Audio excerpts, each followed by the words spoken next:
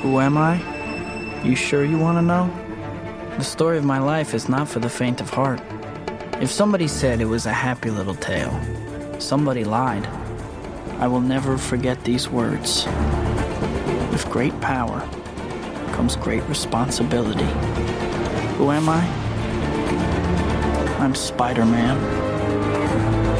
Welcome to Now Playing's Amazing Spider-Man retrospective series. Can Spider-Man come out to play?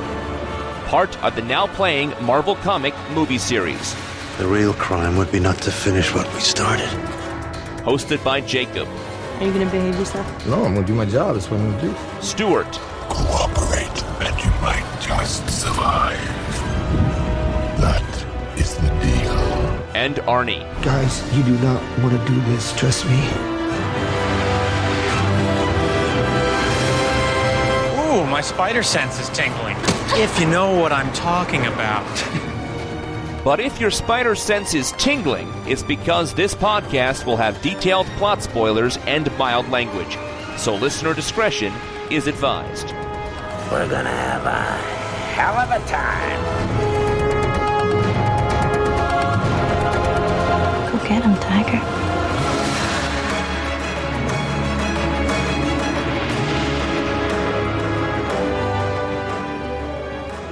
We are discussing Venom, starring Tom Hardy, Michelle Williams, Riz Ahmed, directed by Ruben Fleischer. We are Arnie, and we are co-hosts of Now Playing. And Stuart. And this is the co-host who likes to chase himself around the room and play hard to get, Jacob. But you always do get yourself in the end, don't you? I mean, it's a game. It's always consensual, yes. It happened. We got a Venom movie. You saying Spider-Man 3 in a Venom movie? I'm saying that Spider-Man 3 was supposed to launch a Venom series. After Spider-Man 3, the Via Rod was looking at doing the Venom spin-off film, and then based upon the feedback, they're like, okay, we're going to do a Venom spin-off film, but it won't be with Topher Grace. And then they were looking at doing a Venom spin-off film in the Amazing Spider-Man universe. And it was actually, you could see the symbiote in with the vulture wings and everything else in that big cave of unrealized plot ideas in Amazing Spider-Man 2. And now they were like, screw it. We gave Spider-Man back to Marvel. We still want to do this Venom film. Avia Rod is still here making it and producing it. And they somehow got this thing launched, got Tom Hardy and Michelle Williams to star in it, and the director of Zombieland. I mean, it's not that incredible. I mean, anti-hero movies are in. Next October, we're getting a Joker movie with Joaquin Phoenix. And I think people are always fascinated with the bad guy. This is Spider-Man's bad guy. Yeah, it is a little weird that Spider-Man isn't in this. I don't know if they'll ever tie it around to those Spider-Man films that Sony, I guess, half owns or something. But yeah, I felt like we maybe someday get a Venom film, but it seems like outside of Marvel Studios, Fox and Sony, they're just a cluster F when it comes to these films. Like, let's try to reboot Fantastic Four. Oh, that went horribly wrong. And you hear all these stories. Like, how many Spider-Verse films do they have supposedly coming out? We're going to get a Black Cat one maybe, or Silver Sable. I don't believe it. There's a number of them in production. They were talking about Silver Sable and Black Cat teaming up in Silver and Black, and then they were perhaps not going to do the team-ups, but do them individually. But according to Sony, that is still being worked on. Gina Prince Blythewood is working on the script. They said they're not going to rush it, but when they get the script right, they're doing it. Next up, you mentioned the Joker being played by Joaquin Phoenix. I guess that leaves Jared Leto available to go play Morbius the Living Vampire. Now, I know who all these characters are because when I was buying comics in high school, Amazing Spider-Man was really the core of my collecting and my reading. And so I know about all these side characters, but in my mind, they are all basically symbiotes or parasites. They cannot live without the main host body that is Spider-Man. Well, for me, when I'm reading comic books in the 90s, I didn't like Spider-Man. I know you were a huge Spider-Man fan. I wasn't. But you know what? If Venom was showing up in that comic, I was buying it because it was the 90s and Black Evil Spider-Man, that seemed like really cool because I was also really into the Punisher, like just the bad guys, the anti-heroes. So I would pick up Spider-Man, which I didn't like just because Venom was in it. Or Carnage. And I had forgotten it was a Todd McFarlane creation, but it's obvious once you look at that tongue, once you see the design of the thing, that was his decade. The 90s, that was also when Spawn became a thing. Yeah, he launched Spider-Man #1, which was huge in the 90s. And then he got mad at Marvel's contracts, left and started his own thing, and that's where Spawn came from. Yeah, so he can be credited with giving us a darker vision of superheroes, and that's what I'm expecting as I come to this spinoff. I don't have a lot of expectations. I have 2 points of reference for Venom, Spider-Man 3, and Turn Off the Dark. Both are awful reference points.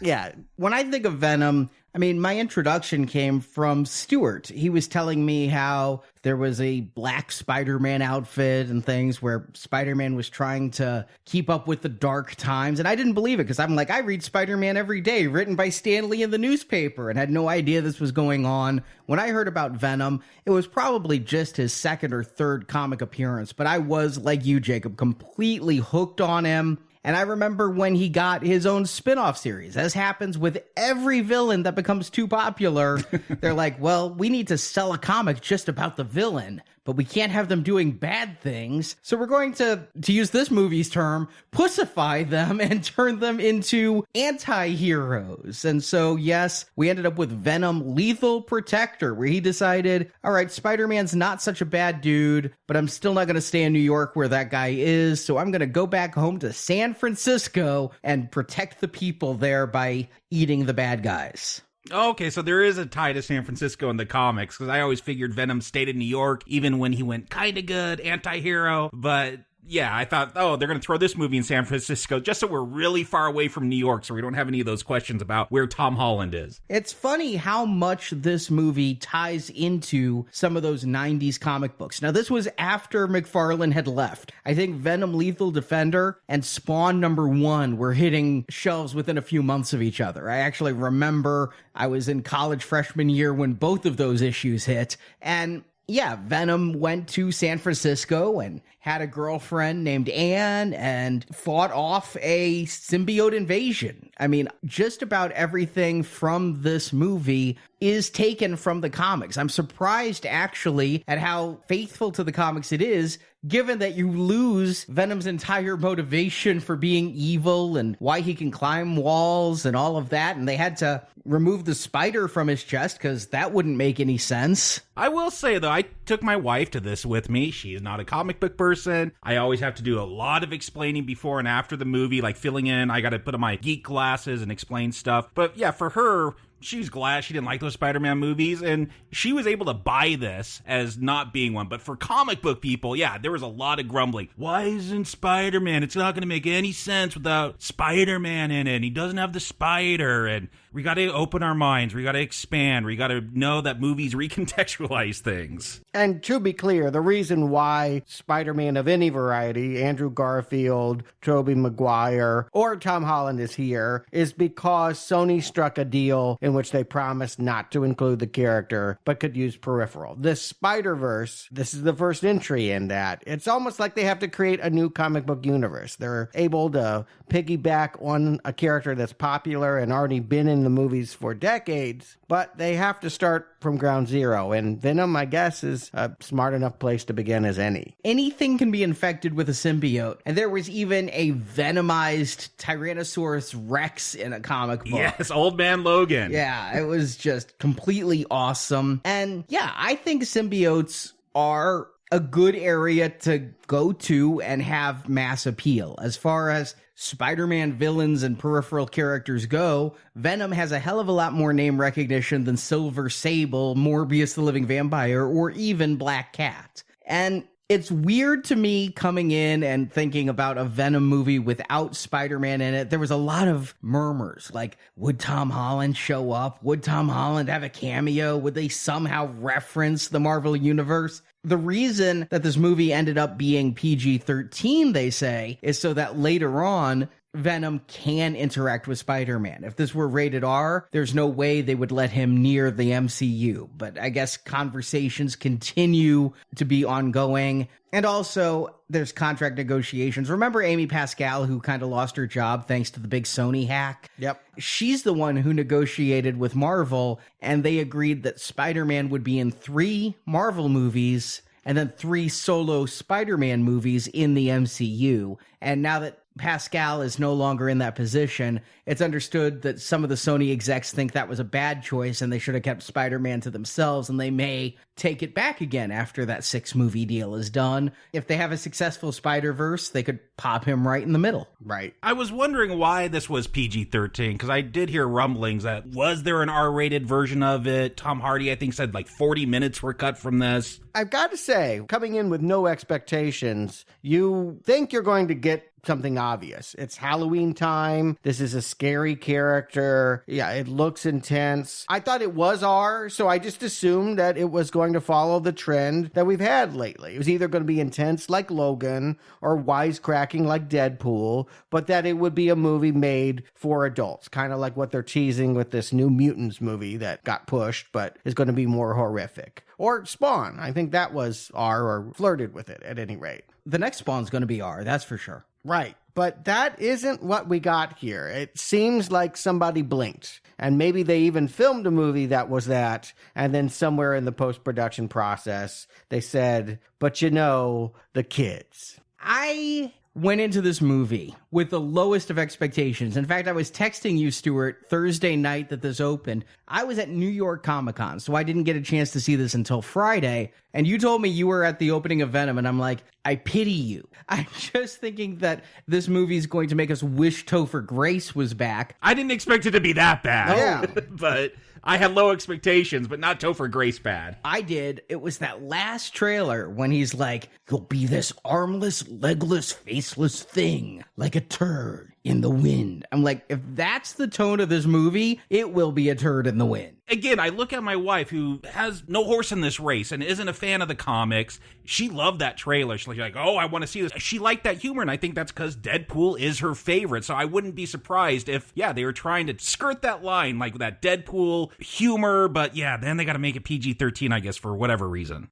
I looked around to see, does it have a fast food tie-in? Are they putting out toys? The only thing that I found was Brisk. Brisk? Iced tea? Brisk tea has a symbiotic dark cherry limeade for you tea-swilling radical gamer types. I guess it's for the tea drinking audience that just wants a little bit more, but can't hang with like Mountain Dew Extreme. I saw some billboards for that at Comic-Con, but yes, I thought for sure this movie was going to be crap. And I thought Topher Grace was going to end up looking better. I was really dreading seeing this, but I did get tickets in New York. The only true IMAX, like really big old school IMAX in all of Manhattan, is a Lowe's up on the Upper West Side. But I put out a call on Facebook. Marjorie was the exact opposite of your wife, Jacob. I couldn't drag Marjorie to this Venom movie. She likes Venom in the comics, but she's like, that movie just looks atrocious. The reviews were bad. Is she a Tom Hardy fan? Because my wife loves Tom Hardy too. That was a big part of it. My wife doesn't understand why anyone would like Tom Hardy. He's amazing. I love all his voices.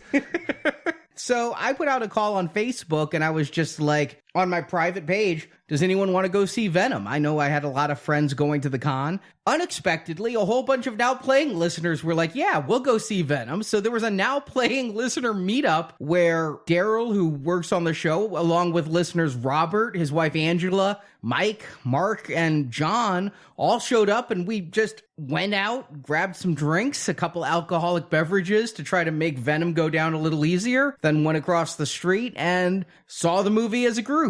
And it was crowded because this thing is doing very, very well. You may have been dreading it, but there are several people that are very excited. It's breaking October box office records, and my theater was full, and it was full of young families. It was 20, 30-somethings bringing their small tykes to the theater. I saw it in Real D, so I got the 3D experience. Yeah, I saw this in regular 2D, but like you guys, packed theater. I was surprised when a Saturday afternoon, showed up 20 minutes before, thinking I was going to be able to walk right in because the buzz was not not great. The critical reception was not great, but almost a sold-out theater. Yeah, when we were buying tickets to go as a group, there were plenty of seats left, but one of my friends kind of dilly-dallied, and I went a couple days beforehand to see, could I still get him seats somewhere near us? Could I move our group to a different area? Sold-out theater except for the very front row. Every single seat was gone. Now, I did go back and see this again. I felt like I should, and... Without the alcohol. Yes, without the alcohol. So I go from New York Comic-Con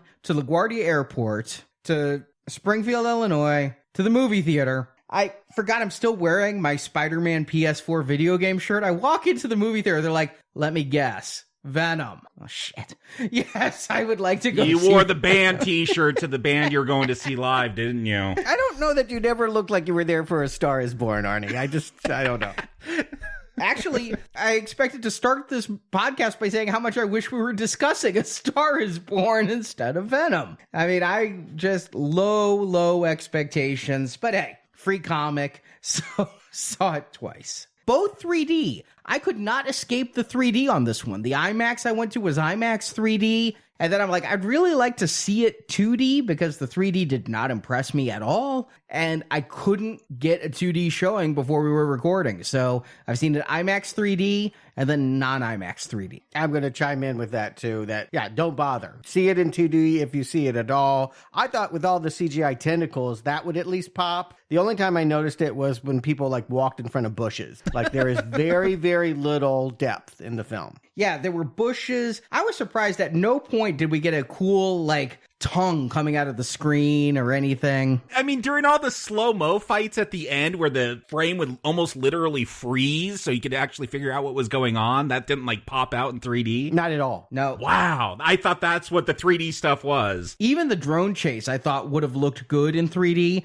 Slightly, but really no. They do say that when a movie is darker, it's harder for it to register in 3D. And so maybe that's it. This is a very low-lit, high-key film. So maybe that had something to do with it. Or maybe it was a rush job conversion and they just didn't do it right. But yes, definitely don't bother in 3D at all. You mentioned rush job. The other thing that surprised me about this film, I just assume if you're doing a major superhero film with a lot of effects, you're spending $200 million minimum. But they got this thing in at around $100 million. That's all it costs to make. Honestly, and while that's a lot of money to me personally, as far as the studio goes, this is a low-risk investment. If Venom just goes splat, just $100 million. Yeah, keep in mind, Deadpool had a similar strategy. When you're playing with something and you don't have a whole lot of confidence in it, then you want to keep that production budget as low as possible. Well, Arnie, you saw it twice. Give him the plot. We'll figure out what's in Venom. Tom Hardy is Eddie Brock, investigative TV reporter covering the hard-hitting news. Like, why doesn't the San Francisco city government care about all the homeless people found in a landfill?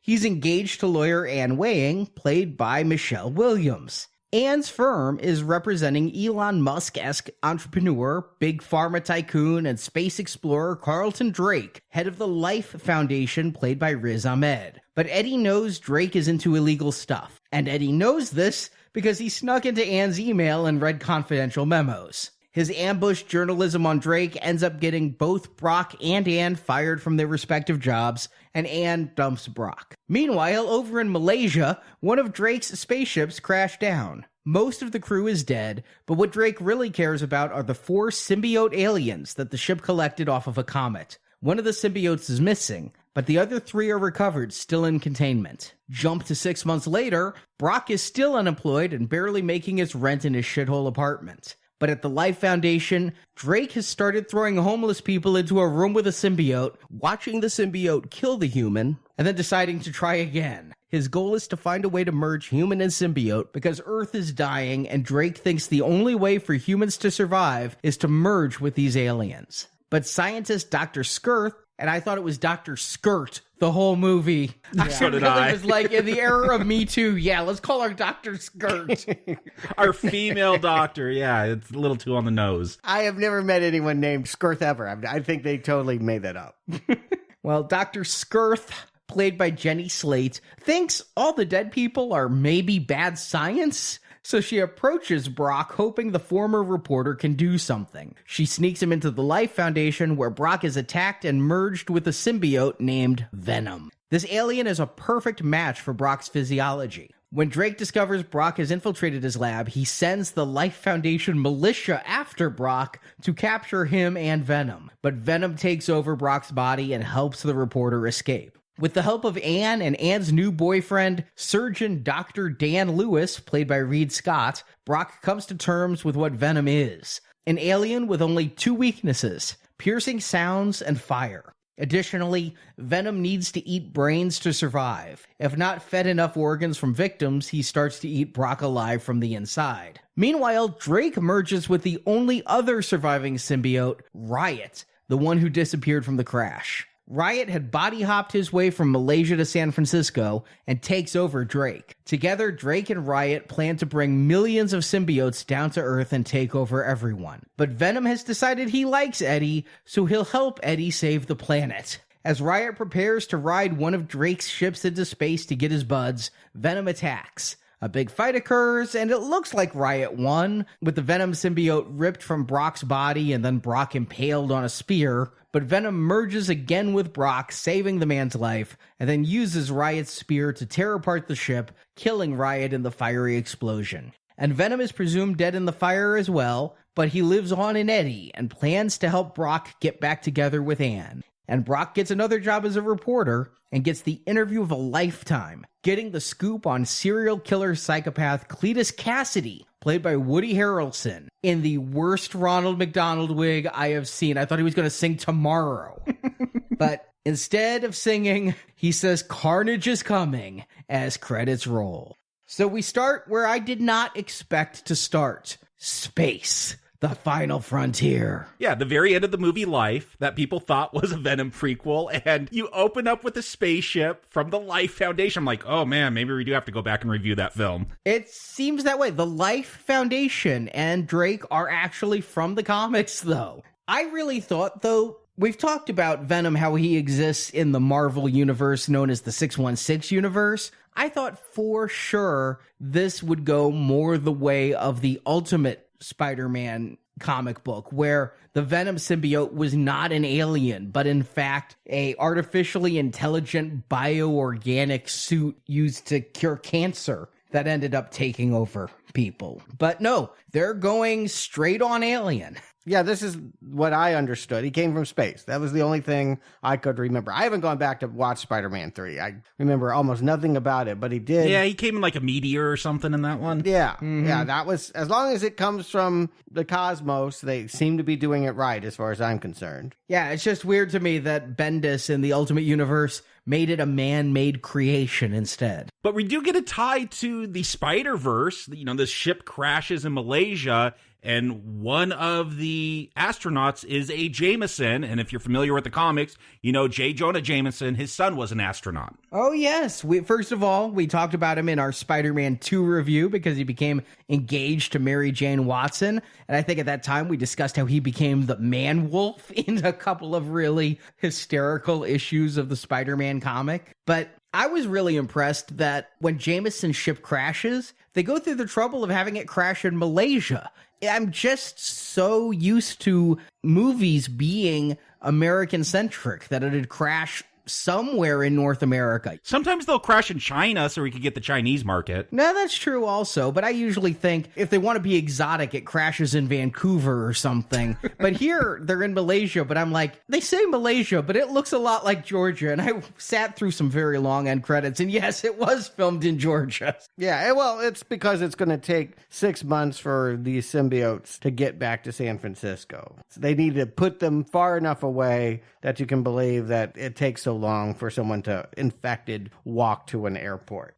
Yeah, they retrieve 3 of them. They say one is missing, and that's when we see, a dead astronaut come out and then shift over to one of the paramedics and take her body over. Yeah, that's J.J. Jameson that was infected. I assume he was the one that crashed the ship to begin with, that this was all part of the symbiote plan. I don't quite get, but they wanted it to go down. Yeah, you think they would just landed it nicely and then they could have peacefully just took over the world, but maybe he went crazy in the spaceship and it just crashed because he was attacking everyone. Here's what I saw is when the ship was coming into land, I noticed it was covered in ice. And then they say that something on the outside tore, like it lost a cooling panel, kind of making me think of the Discovery disaster that occurred. I think they say it was a mechanical failure on the outside of the ship, and that's why Jameson is yelling Mayday. They had 4 symbiotes in canisters, and one of the canisters broke on crash, is what we're told. Yeah, but Jameson lives, and my presumption is the only reason why he would was because he was infected already. I thought he got infected after the crash, but yeah, either way, the symbiote is somehow in Jameson, and Jameson is still alive, and we get an opening scene that immediately raises my expectations, but yet I know it's a tease. It's just like a burlesque show that I know is not going to go much further, because when Jameson is taken in an ambulance and they're rushing him off, he then sits up like a zombie and shoots these tentacles out and starts killing people. And I'm like, well, this is really looking like an updated version of Carpenter's The Thing. Yeah, I was thinking The Thing as well. And my wife turned to me, she's like, what is this movie rated? Because it felt like, just for a glorious moment, that this was going to be like a pretty decent comic book horror movie, that they were really going to go after that angle. I'm not sure that they didn't and then changed their mind into the editing room. I suspect, again, this Halloween proximity date of release, they had to be thinking that this was scarier than your usual Marvel effort. You lean into that. If you are trying to compete, you try to do something that Marvel would never dare to do. Yeah, it just surprised me because it was truly effective horror. And then I realized this is from the director of Zombieland. I don't think this movie was ever complete horror, but I look at who the director is, and in Zombieland, he did effective zombie horror, but he also did wry humor. And that's kind of what we've got a combination of here. I don't feel Venom pulls that off as well as Zombieland did, but this horror is just surprisingly scary stuff and violent stuff. And when Jameson attacks, the ambulance flips over a few times, and then an EMT walks out with this compound fracture, the bone sticking out of her shin. But this symbiote that we're going to come to know as Riot had jumped into her, and as she walks, it heals the bone, and she just shambles off into the night like a zombie. Right. And the other 3 are going to be packed up and sent back to San Francisco, which is where the Life Foundation has its headquarters. And they're being investigated by our main character, Eddie Brock. Now, is this true to the comic? I remember you guys describing Eddie Brock as a tough guy muscle man that was mean. Like, he was mean before he was infected. It wasn't Venom that turned him mean. Yeah, even Topher Grace wasn't a tough guy, but he was a jerk in that film. And yeah, that was always Eddie's temperament. It was a surprise to me to see that this is kind of a sweet guy who is a social justice warrior, who is a do-gooder, who has a news program that I think is viral. It might be on a TV station. I think it's on a TV station or maybe their website. It's not very clear. He runs like an InfoWars, I guess. But at any rate, this Eddie to me is kinder and more gentle than I would have suspected Tom Hardy to play him or the comic book character to be. Well, yes, Eddie was hot-tempered, but the thing about him was he was a reporter for the Daily Globe in New York, and then he faked a story. And Peter Parker got the real story, and so Brock lost his job. To work out his anger, he then started lifting weights and became like Arnold level big. Okay. And he had it out for Peter Parker, whereas the Venom symbiote had fallen in love with Spider-Man because Spider-Man was its first host. And so the symbiote had it out for Spider-Man. Brock had it out for Peter Parker, making them a very deadly combination together, who also knew his secret identity. But if you're turning Venom, though, into a good guy anti-hero, you got to have a sympathetic human host. You can't have this bulking, hot-headed guy. That's going to be harder to sell as a protagonist. You're going to want to follow along in the film. Well, it gives him something to go along with. And it's also said later that they chose him, that they maybe even out in space saw some of these Eddie Brock report specials and said, hey, when we get to Earth, make sure to jump into that guy. Everything that we see is some kind of twisted plan to get Eddie Brock into the lab so he can eat black oot.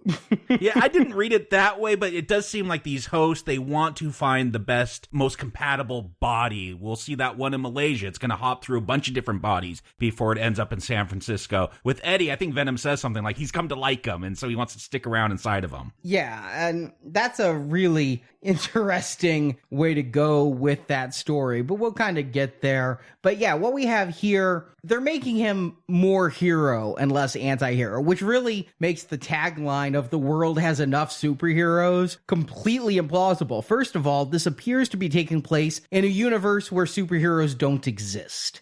I mean, there's never a reference to Spider-Man or anybody else.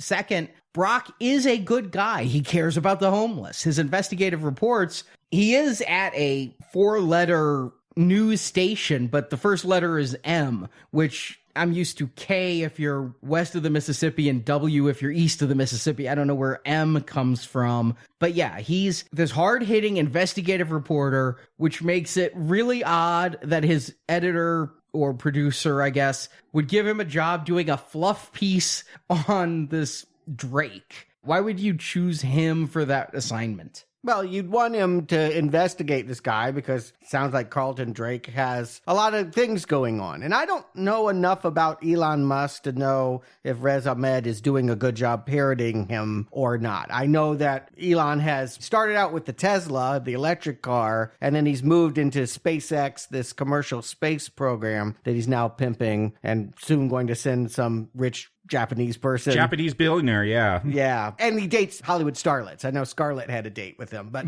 beyond that, I feel like he's maybe not quite as famous as some of the gurus, Bill Gates or Zuckerbergs that are more go-to. They're easier to parody, those guys. Elon, I don't know. And I'm not sure why we're supposed to hate him. What they say here is because he cured cancer at an early age, we'll find out he did it somewhat unethically, that he's willing to put human trials before they're ready. And we'll certainly see that here with the symbiotes. And that Eddie's fiancee just so happens to be a lawyer that is working on a case of wrongful death. 3 people are suing Carlton Drake, something he did with pharmaceuticals. It's kind of muddy. It would be cleaner if it had something to do with the space program, and they just focused on that. Yeah, the problem is they got to tie in, the clinical test, because we're going to see him do unethical stuff with that, to the space stuff, which we needed to get these symbiotes here. To me, this is all just boilerplate villain, evil scientist. Like, this is pretty rote and by the book. Like, someone with a lot of money, and they're going to do experiments for reasons, because that makes them evil.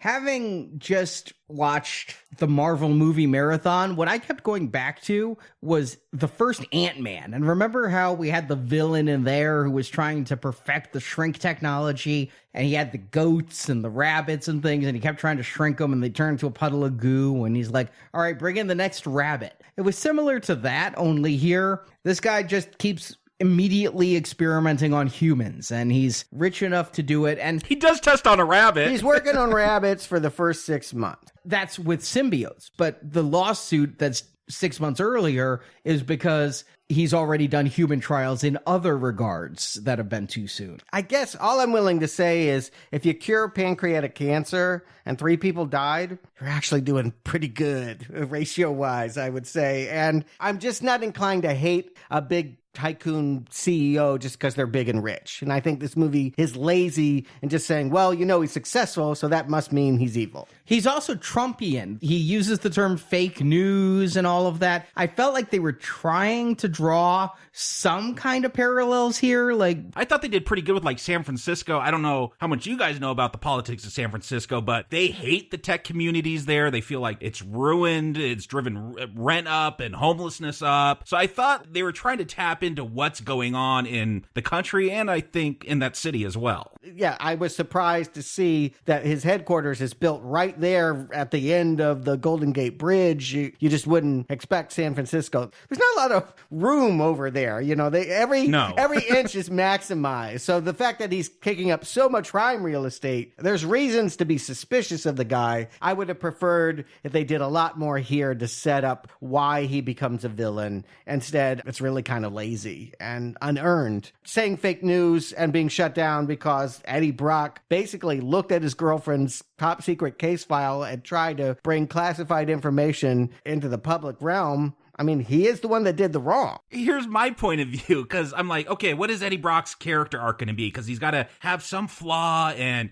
combining with Venom, he's going to be able to overcome that. He might still use extreme methods, biting off heads, but that's going to be his character arc. And here it's, yeah, he looked at his girlfriend's legal documents to get some information on this Drake guy. I'm like, it's investigative journalism. If this guy's doing illegal trials on human bodies, yeah, let's find that out and expose it. I thought that was a weird flaw to have to overcome, that he was trying to expose someone doing evil. It is kind of odd there. And as we see Brock here, Tom Hardy, I'm going to ask you guys what my wife asked me and I didn't really have an answer for.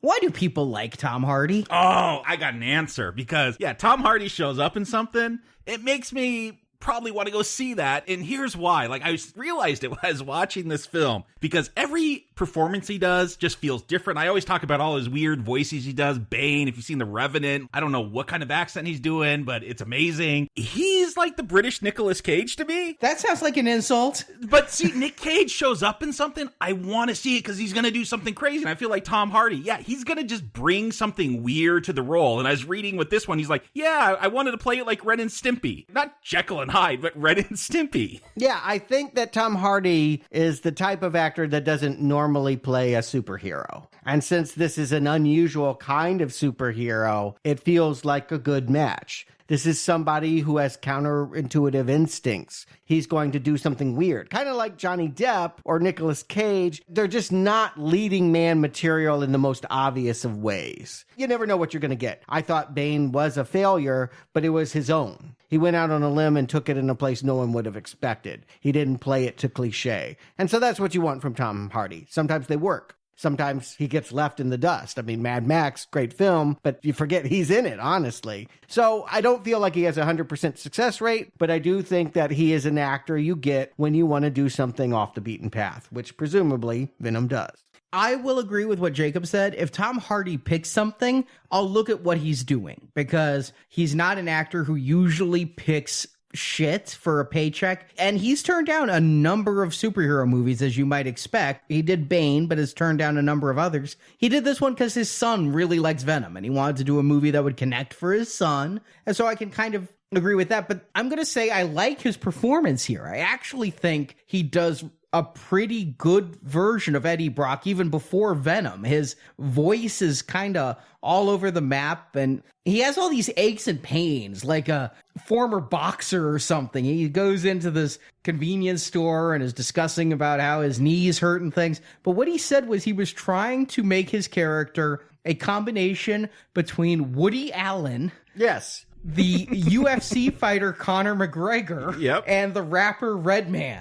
Yeah, I was definitely going to bring up the fact that even though we're in San Francisco, he's playing it like a neurotic New Yorker. He is a transplant. It didn't work out for him in New York. San Francisco is his last option. He's got to make this work or there will be nothing else for him, because he asked too many of the wrong questions, and we're going to see that here with Drake, and it just ends up with it blowing up in his face. I gotta ask, was there something about his character? I mean, I'm sure there's a lot left on the cutting room floor, but was he like the Hulk? Did he have an anger issue? Because, yeah, when he talks to the store owner, she's like, have you been meditating? And we see him try to meditate. I'm like, oh, that's got to come back later. That's how he's going to control the venom inside of him, through meditation. I'm sure something like that happened and got cut out, but I did feel like there was supposed to be more anger in him, and we just never saw that, though, in this film.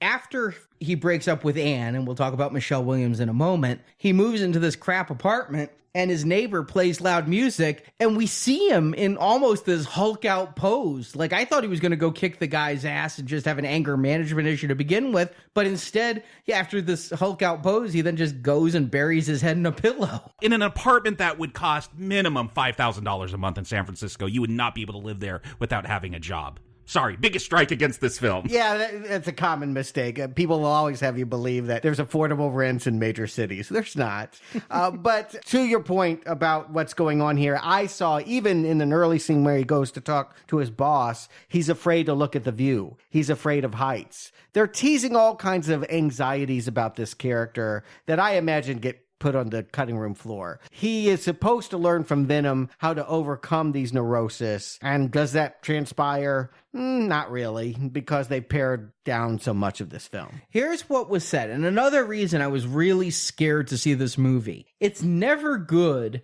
when before the movie comes out, people involved with the creation start to distance themselves. And I started to get a Josh Trank Fantastic Four vibe when Tom Hardy was in an interview and he was asked just by Joe Blow reporter, what's your favorite scene in the movie? And he goes, oh, all the ones that were cut out. There were 40 minutes of my favorite scenes on the cutting room floor. And he was doing this interview with Riz Ahmed there, and Riz was like, well, Tom, maybe those scenes weren't as good as you think. And then Tom is like, is somebody going to play The Sound of Silence over me? Do I look like Sad Affleck now? So he's actually referencing Justice League's failure and referring to Venom. And I'm like, shit, if he is saying this already before the movie's out, that's not a good sign. What he's come out and said later, after I'm sure some Sony execs had a talking to with him and his agent, is he did a lot of improv in this. And he said there's probably 7 hours on the cutting room floor of him doing improv, trying different things with the characters, some of which worked, some of which didn't. And there's certain lines in this movie that I cannot imagine somebody writing. It felt like an ad lib to me. Like having a symbiote up your ass? Yes, that is the exact line that I'm like, nobody wrote the scene, I have had a symbiote shoved up my ass. That's something Tom Hardy came up with. I wonder if this anger stuff and things were all, maybe the director couldn't control Hardy, and so what we got was a really strange performance with no real through line of character. Yeah, for whatever, all we can judge is what we're seeing here. And what I'm seeing here are kernels of ideas dropped around, but in general, he comes off as, a nerd. Yeah, he rides a motorcycle, and yeah, he's got arm sleeves, but for the most part, this guy is not Eddie Brock, tough bully of Peter Parker. This is a nerd who wants to do right, and will have to wait a very long time to find the alter ego that can help him come out of his shell. The first time I saw this movie, I thought this first act took forever. I was really thinking, all right, 30 minutes of the symbiote traveling from Malaysia or whatever, and Brock losing his girlfriend and having to get down on his luck so he can claw his way back up from it. But it's actually a little longer than 30 minutes. What we have to hold us over is really action in Malaysia, because that EMT eventually gets to a city where she bites the head off an eel and kills some gangsters, or actually they're probably just trying to defend the person she beat up. Yeah, it's a market. Yeah, she kills everyone in the market except an old lady. An outdoor market. There are people just selling food. No, I'm just saying, who are the guys with the guns who started to approach her? People that are in the market. They probably were selling those guns. But she then transfers this Riot symbiote out of the EMT body and into a very old lady who's going to keep that symbiote for a long time. Yeah, is that why it takes 6 months for her to get to the airport and get to San Francisco? Yeah. Again, I'm wondering if there's cut scenes, like, was this old lady with Riot inside of her, like, trying to find where the other symbiotes went so she could get there? Is there an explanation why she just sits around for 6 months? I have wondered why this Riot symbiote knows how to go where it's going. When it was in the EMT body, it looked at like a patch off of Jameson's space uniform and saw Life Foundation. Can symbiotes read? I mean, we're going to find out they're in your head. They know what you know, but somehow it knew enough to know it needs to get to an international airport and take over a little white girl to get through customs. It took 6 months, though, to know that. Yeah, something went wrong. I think it's post-production. I'm guessing they've added these scenes later to try and make this very long Act 1 more exciting. There's no real reason to understand why it's going to take so long for the villain to reach the villainous Elon Musk character. And that's all Riot really wants to do. But I do think these scenes remind us of cool symbiote kind of stuff as we're watching a lot of Brock now living in misery, living in squalor, supposedly. Again, you couldn't afford this life he has in San Francisco. But He would have been one of the homeless whose bodies was dumped in the garbage at this point. Yeah, I found this to be very odd. They're going to show us time and time again, Eddie Brock's a good person. I mean, in those early news reports, he's talking about the homeless. He has a real thing for the homeless. I don't know why he's not volunteering at a homeless shelter, but unemployed. He's out drinking, and I can kind of get that. You know, he's going to turn to alcohol in this time. But then he goes to that regular grocery store he goes to, and there's this homeless woman sitting out front who stole the free newspapers that he needs to look for jobs, and she offers to sell him one for $5. And here he, unemployed for 6 months and living in this squalor apartment that Jacob says that none of us could afford at $5,000 a month, he's like, I'll give you $20 if you don't sing me a song. I'm like, $20 is a lot of money when you don't have a job. Yeah, this is poorly setting up Maria, who will be the one that ultimately infects him. I mean, I can believe that he talks to the homeless. They live on the street. They can tell you what's going on in the street. But this is taking far too long.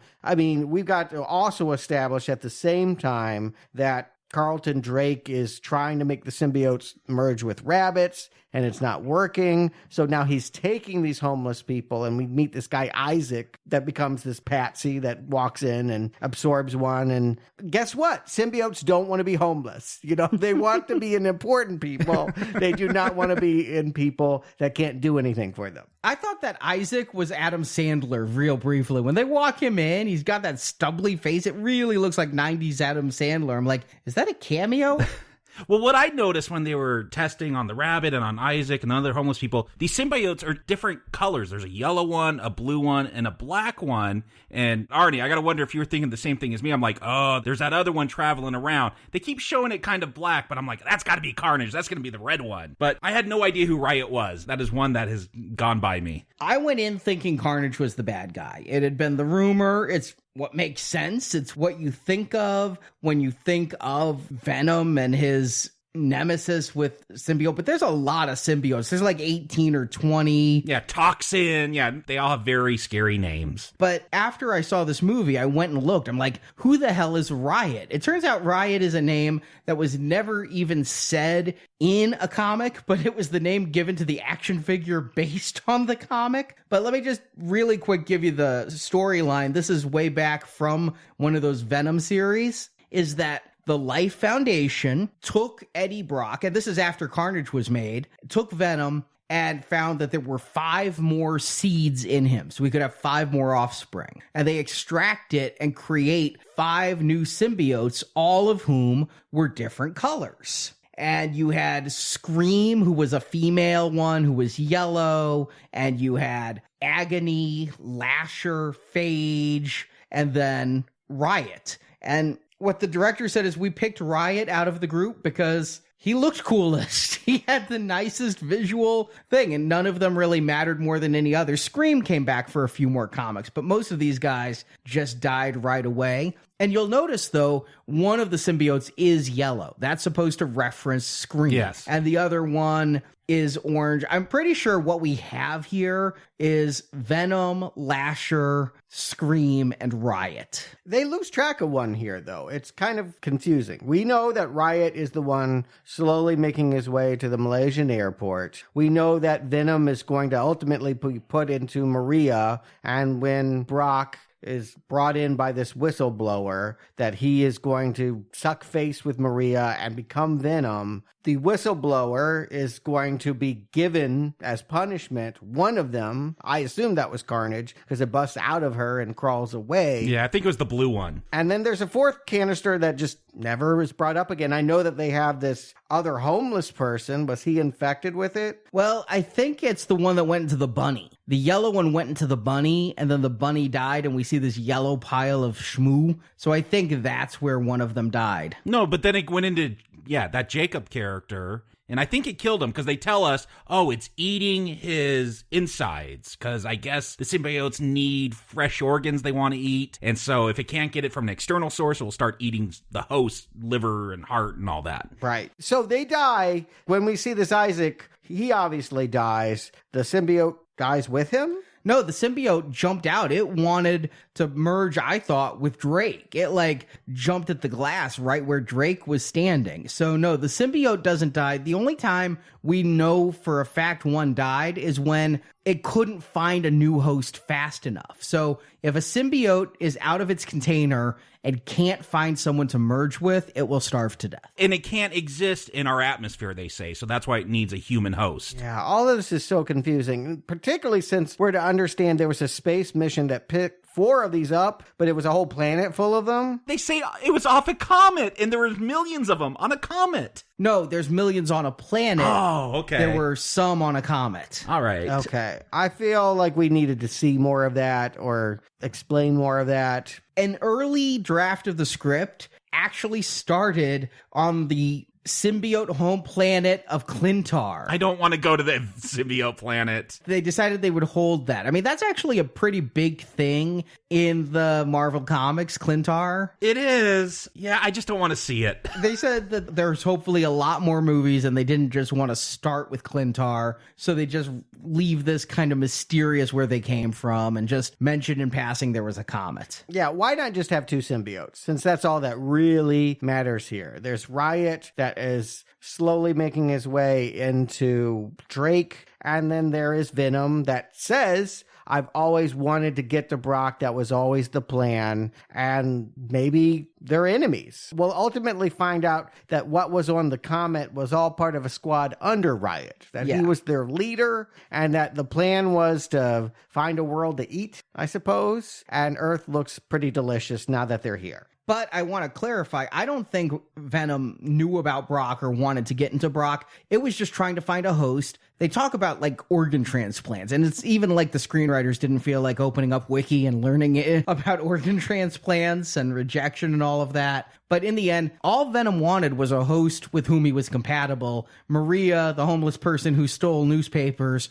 was not compatible enough, and so he had to jump to a new living body. Brock is smuggled in by Dr. Skirth, and he sees Maria, tries to break her out. The symbiote just jumps bodies because that's what the symbiotes do when they need to survive. And it just was like, oh, this is a comfy host. I kind of like it here. I'm going to eat his heart. The one thing that really bothers me in this movie is later on they're going to be like, he's eating in your organs. Your heart has atrophied. And Venom's like, no, I can fix it. They never bring this up again. I'm like, oh, there's so much stuff like that never gets brought up. We'll see Brock like break both of his legs, and I get it when Venom's in him, he can like move him around like a puppet, but when he goes out of him, no, he can heal him. He heals him. Okay, I was just like, what are the physics here? Like, does it stick with Brock if Venom's not there?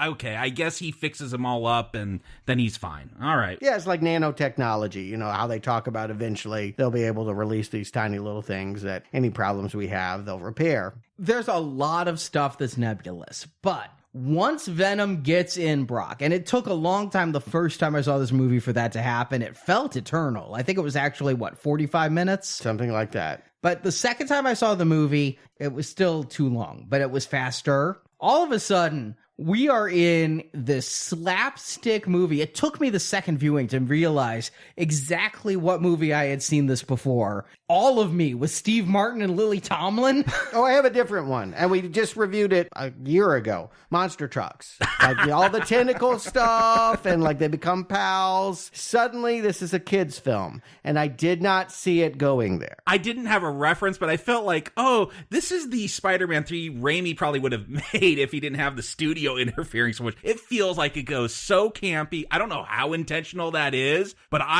and the rest of the audience too were laughing a lot, and I don't know how much. For me, a lot of it was at the film because I'm like, this is bizarre. These are just the weirdest choices that are being made in this movie, but I'm enjoying it because it feels so campy once Venom emerges. My audience was all laughing, and here's the thing. They laughed in unison at punchlines. It becomes this farcical comedy. I know that you mentioned Ren and Stimpy. I was actually thinking almost a Laurel and Hardy thing, only with a Buster Keaton type body performance here. But no, when Brock is surrounded by guys with guns, and he's like putting his arms up, why did you do that? Because it's the right thing to do. Put them down. Put them up. Put them down. Yeah, Tom Hardy also doing Venom's voice with some modulation, but Love those Tom Hardy voices. I honestly, from the trailer, thought it was Tony Todd. It sounded like Candyman in the trailer, but it's so obviously Riz Ahmed doing the voice of Riot that I'm like, that must be Tom Hardy as Venom too, and it was.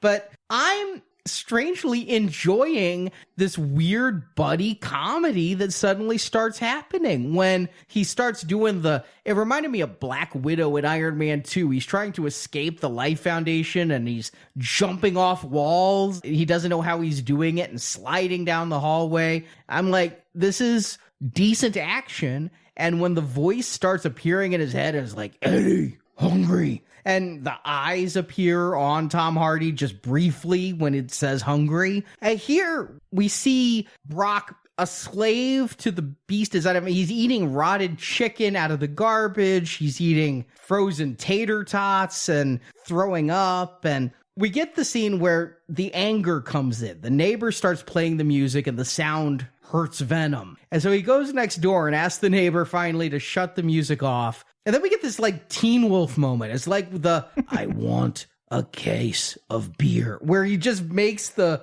Venom face. And this looked so cartoony and cheap with the teeth and the eyes on Tom Hardy, but he gets the guy to turn the music off.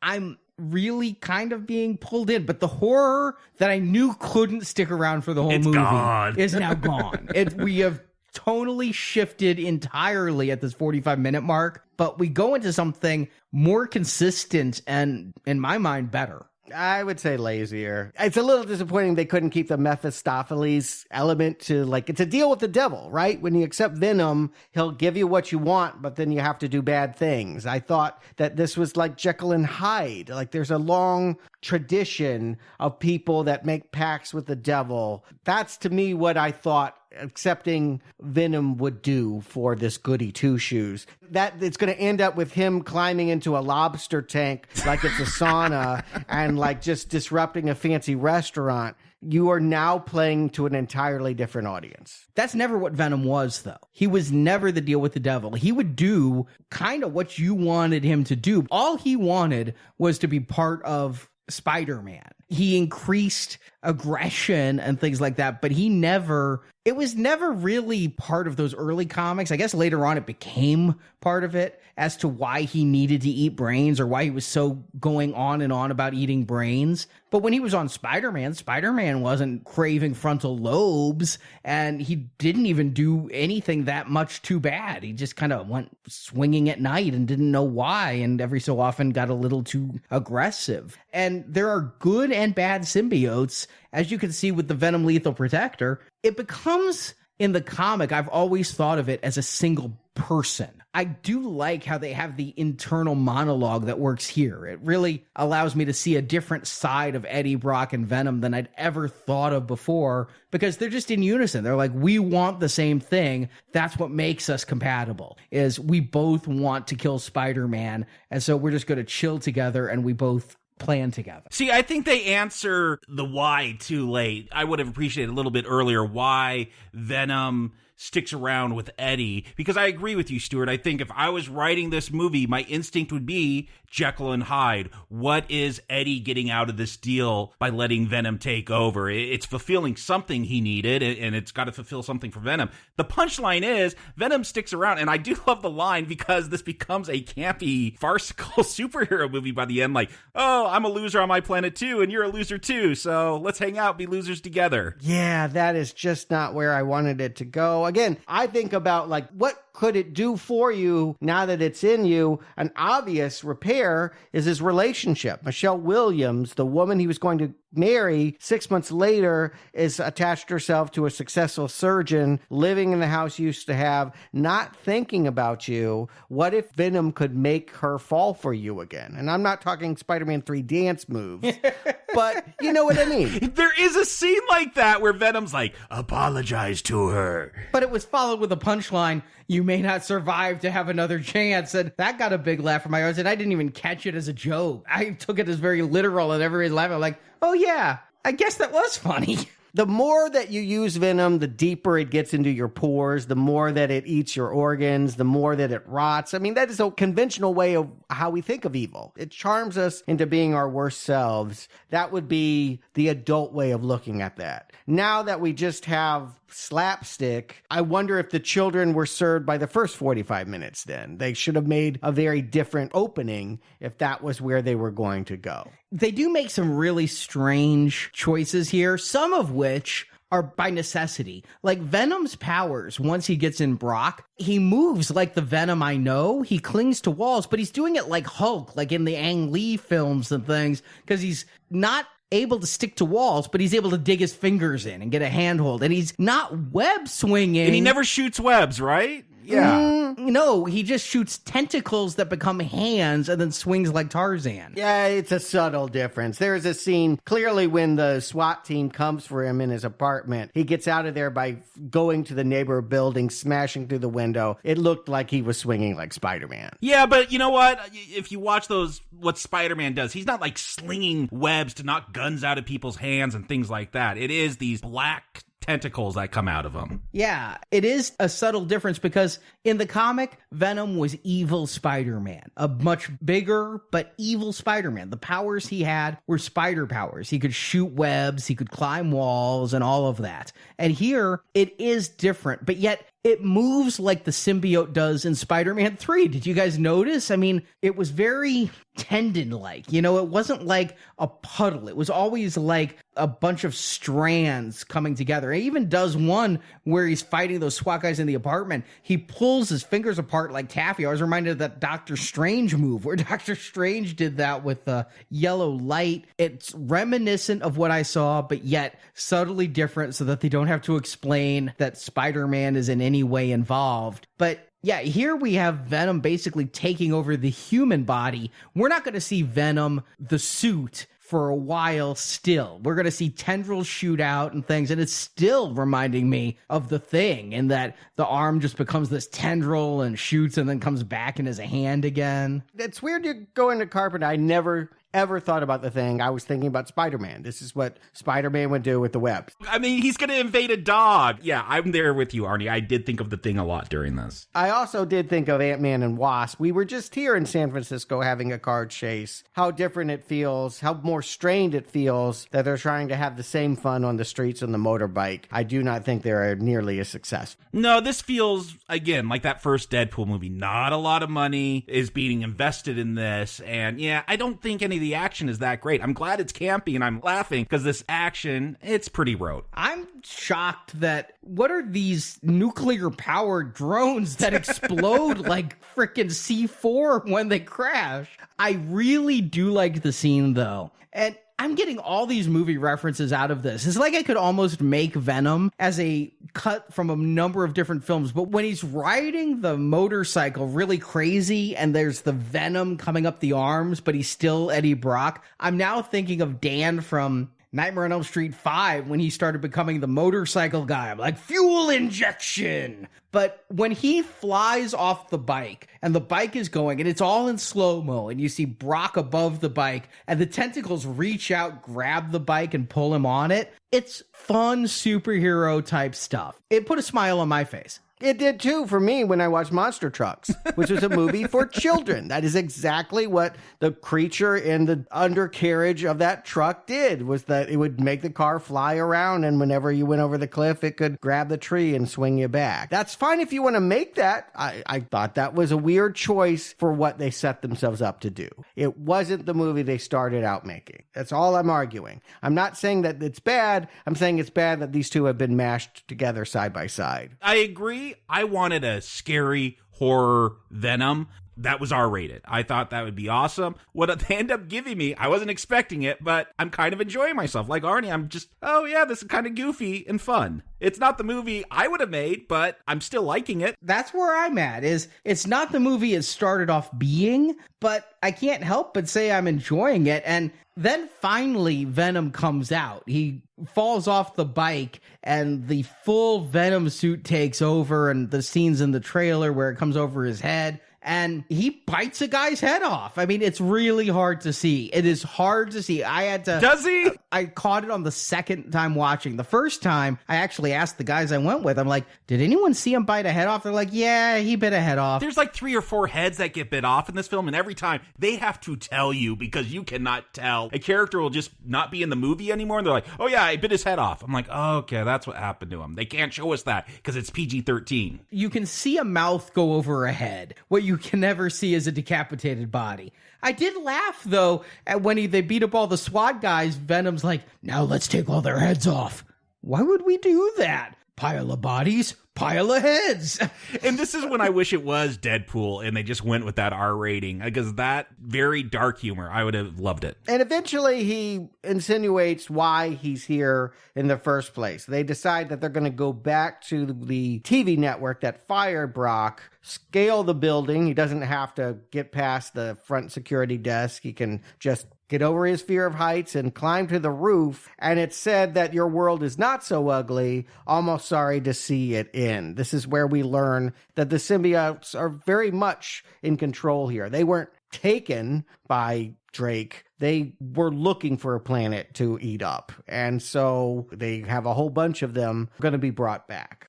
Venom changes his mind on this. I mean, they have that conversation where, again, I can splice together from movies. It reminded me of Men in Black 2, how Johnny Knoxville had the other Johnny Knoxville head coming off of him. And here Venom kind of pops out like a second head. Come on, looks so much better than that. Did it? This movie's CGI was not good. It's not great, but it was better than the Johnny Knoxville fake head. Okay, it was better than Johnny Knoxville. But they have that conversation where he's like, you consider yourself my ride. We'll do what I need and you get to survive. That's the deal. But yet at some point, I guess, here's what I've read online, and I didn't catch it the first time, but watching it the second time. I have read that Venom is the most LGBTQ positive film ever, because what you have is basically Venom falls in love with Eddie and decides to stay on Earth and fight his entire race so that he and Eddie can be together. And they're even going to have a makeout session.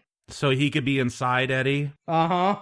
Sort of, but it's also established he was a loser on his other planet and they treated him bad. So here he can be cool. Here he can enjoy the fruits of everything and not be bullied and pushed around. Well, he does say Earth is a beautiful planet when he's up at the top of the news station. He's like, oh, your world isn't so ugly and it's actually peaceful here. But later on, Brock is going to say, like, what made you change your mind? And he's like, it was you, Eddie. Yeah, on the cutting room floor, there is no scene to show that. Yeah, I'm like, I didn't even get it the first time I saw the movie. I'm like, what is he talking about? And the second time I watched it, I'm like, wait, is he saying he loves Eddie?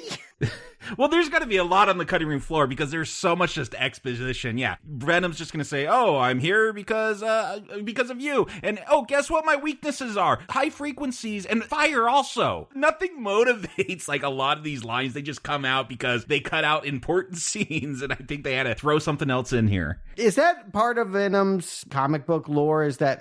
You don't remember Spider-Man 3 with the bell ringing? Yeah, I do. Yeah. Yeah, that is exactly from it. I know fire can hurt, but it always seems to be sound is the big weakness. Yeah, we already saw a scene where he was in the MRI machine and he was still mostly Tom Hardy looking at that point, but kind of twittered a little and became Venom. Here, it's a near-death experience. He's on top of the building, the plane passes, and Venom loses control for a bit, and if he falls off and splats, they both die. They need each other. One cannot live without the other, but it's kind of a cheat because Venom can take bullets, and it doesn't seem like he would be easy to kill. Right, it's just if the sound was going and he splatted at that time. But he does leave a cell phone for his old boss, and... I was very concerned because he did not leave the password to the cell phone. How is he going to get those photos? I was wondering the same thing. I'm like, is it... My wife said the same thing to me, too, while I was watching this. I'm like, that was my thought, too. I'm hoping it's a scene they decided not to include where he removes the passcode and leaves the phone unsecure. The biggest laugh both times I saw this movie, for me and for others, is after he does that, Venom's like, jump out the window. Smash cut to him hitting the down button on the elevator, and Venom goes, pussy. That was a good one, yeah. Yeah, that was funny. It was perfectly timed, and it just shows the banter between them. And again, not the horror film I wanted, but we're going to just go with camp? Okay, I'm enjoying it. Yeah, it's a buddy cop film at this point. Good cop, bad cop. Black cop, white cop. I mean, it's just a different film, and I'm adjusting to this, but now it will become a different film because in walks Michelle Williams, who wants in on this action still. Even though she had moved on with another boyfriend, she's really concerned with making him well and trying to get him to the hospital. And getting a good paycheck. I had to research Michelle Williams. I mean, I know her from Dawson's Creek. I know she's done other stuff. I've seen her in Brokeback Mountain. But after Dawson's Creek, she seems to pick movies that I don't have a whole lot of interest in seeing. The more artsy films. I haven't seen her, for lack of a better term, sell out until today. So I looked it up and I'm like, why did she take this movie? And, she's like, well, I like new challenges, and I want to try to expand things. But she wants some of that Marvel money. Finally, I found the interview where she'd been asked the question too many times, and she's like, well, I have decisions to take care of my family. I live in the real world. I have needs, and I'm starting to think about retirement, which is something I didn't think of back in the days of Dawson's Creek. So yeah, she wanted the payday. And there's no stigma to it anymore. It used to be you snickered at your friends that had to put on the spandex. But tell me an actor that hasn't approached at this point. Rare are the actors who don't do it. So why not do it? And yeah, it's not like she has to do it much in this film. You barely notice that she's here. And she has the world's most understanding boyfriend, master of all doctorisms, but he's described just as surgeon, not, podiatrist or cardio surgeon or, for all I know, he's a dental surgeon, but he's Surgeon Dr. Dan, and he's going to be the one to try to help Tom out. He's a surgeon, but he's going to run the MRIs. He's going to look at the CAT scans. He's doing everything, this Dr. Dan. Right. Now it's a romantic comedy, and we want her away from this guy, and we want them to patch it back up together. And I think, is this the film they wanted to make? And I mean, there's no way to get to your heartstrings at this point. It's been too absurd. There's no way we're going to care whether this lawyer gets back together with this investigative reporter. There's no chance of that. I don't know if it follows the rules, though, of the rom-com, because Dr. Dan is too nice. In most rom-coms, you'd see that she's with a guy she shouldn't be with. He's not right for her. Yeah, Venom's got to walk in on Dr. Dan, like, stooping some other nurse or something and be like, he's really a bad guy. Yeah, but Dr. Dan's really understanding. I mean, he's super nice. This is her ex-boyfriend, who she was engaged to 6 months ago. He's not only going to do all of this doctor work, presumably for free. I don't know where unemployed Brock is getting his insurance, but more, he's completely fine with Anne going off and helping him out. And at one point, Anne's like, I know there's nothing going on between me and Eddie. And he's like, I never thought there was. He's just he's the nicest guy ever. I wouldn't be threatened by Eddie either. I mean, he's dying of some strange mass in him. I mean, he knows that much. So I think just from a scientific perspective, you just want to get the guy into the hospital and see what he's got and try to help him. I mean, he's a freak of nature. And so, that's what we have here. It's her really to figure out, we got to play the MRI sound again. And Venom, for a short period of time, is separated from his host. And we have Eddie Brock now healed. This was the moment I was talking about where we find out that he was causing heart damage that can't be repaired by normal science to Brock. And it's never brought up again. That is the most frustrating thing to me. But what would you want to hear? I mean, I get it. It's eating the organs. That's what I understand. Yeah, I thought that was just set up for, like, I gotta be in you forever, because if I leave, that heart's gonna die and you're gonna die. Yeah, I just wanted something where beyond Venom going, I can fix it. I want Venom to go, okay, I fixed it. And Dr. Dan to be like, wow, your heart's better. Something to tell me that this continued symbiosis at the end of the movie is a good thing and not that he's a ticking time bomb ready for a cardiac event. Oh, I think he is a ticking time bomb. I do think that the implication is, if you don't let me eat live animals, I'll eat you. And I thought we were going to see Venom eat a live animal. They introduce in this hospital Gemini, this little puppy this old woman has, and they shouldn't let puppies in the hospital. I agree with the nurses there. But I'm like, oh, that's Venom food, but that's not where they go. Right. And it becomes a means for the dog to get with Anne. That it actually, as he's being dragged away by the Security Life Foundation guys, Treese and the men, that she will be the one to rescue him. We're going to get some she-Venom. Yep, that's straight from the comics. She-Venom. It's kind of sexy, isn't it? Or is it just me? I mean, it becomes really tall, really spandexy. I think it's just you, Arnie. Do you have a statue of She-Venom? That's my question. No, I do not have a statue of She-Venom. Have they made one? Shocked they haven't. I feel like they're playing off maybe the best known moment in Spider-Man movie history, the upside down kiss, right? Like everyone remembers, and they think about the love story anyway, the way that Mary Jane partially pulled back the mask and gave Tobey Maguire a kiss. And I think, wouldn't it be something if she's the one to both kiss him and transfer Venom back into him? It's both the fulfillment of getting the girl again and being stuck with the thing that he claims he doesn't want. And it's really kind of funny because it happens right after she bit a head off. And I'm like, that's gotta be salty, bloody, brainy kiss. And I thought the kiss, I just took it as a kiss between Anne and Eddie. Like, those two had almost been married, definitely loved each other, and she saves his life as She-Venom. So this kiss, I thought maybe it was releasing the passion inside Anne, but really it's Venom kissing Eddie as a way to take Eddie back over. It's a really weird, menage-a kiss. Right. It's not kinky enough for me, frankly. I wish it were as subversive as you're insinuating. It could have been. It would have been interesting to play with that. But It's just strange to me how to read this, and especially after reading some stuff online and then watching it again. It's kind of like a Nightmare on Elm Street 2.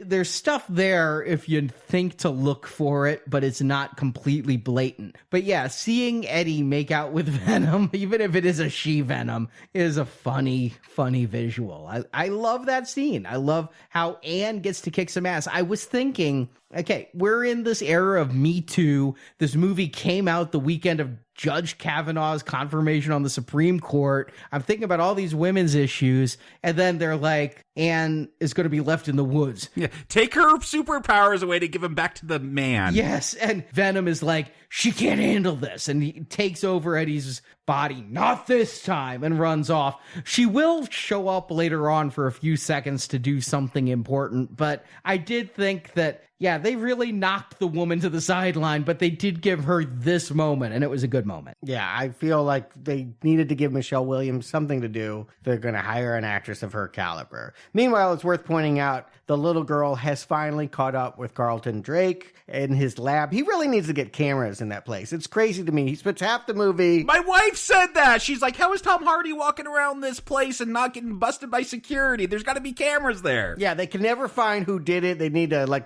lean on the scientist that betrayed him. I'm like, get a camera, have it on your subjects. You'll know what happens to them at all times. He doesn't know that this little girl has infiltrated his lab, and she gets him. And so now he is Riot. And Riot wants to take his next rocket up to space and go get his brethren. And this is not something Drake would even be against, because his goal is to merge all humans with symbiotes so that we can survive climate change and go live in space. Although I don't think they're coming back to just symbiotically get into our DNA. They're coming back to eat our heads. Yeah, it feels like they go from planet to planet, just eating everyone, taking them over, eating them, and then find the next planet. Yeah, I don't sense that this could be the start of a beautiful friendship. But strangely, Drake does have, I would suppose, altruistic intent. He is trying to keep the species alive. Is he as compelling as Valentine and Kingsman? No, but he seems to have good means. You mentioned